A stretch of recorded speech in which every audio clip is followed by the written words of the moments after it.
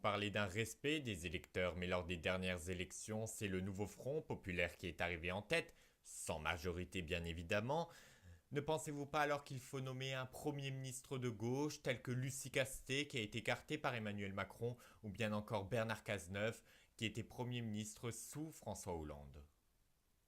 Mais d'après nous, et d'après les chiffres des sièges, il n'y avait pas assez de députés du nouveau Front populaire pour obtenir mieux qu'une faible majorité relative, encore plus faible que la majorité relative issue des élections législatives de 2022, qui était la majorité macroniste.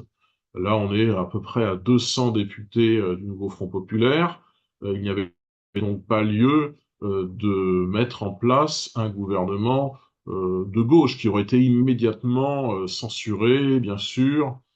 par les députés macronistes, par les députés des Républicains, et puis nous l'avons précisé aussi, par les députés du Rassemblement national. Parce que à la fin du mois d'août, Monsieur Mélenchon, qui est un peu le dirigeant occulte de cette coalition, même si par ailleurs il ne s'est pas présenté à la députation, il ne s'était pas présenté d'ailleurs à la députation en 2022, comme s'il contestait un peu le suffrage universel, qu'il ne s'appliquait pas à lui-même. Monsieur Mélenchon avait fait une sorte de chantage vis-à-vis des différentes forces politiques en demandant est-ce que vous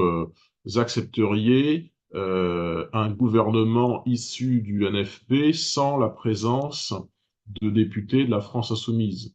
Et nous avions dit pour notre part au Rassemblement national que la présence ou l'absence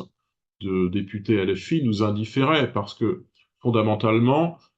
cette coalition du NFP, elle est influencée par les 70 députés LFI, qui sont des députés, rappelons-le, mélenchonistes. Elle est influencée, cette coalition du NFP, de notre point de vue, par la figure de Jean-Luc Mélenchon elle-même, qui s'est montré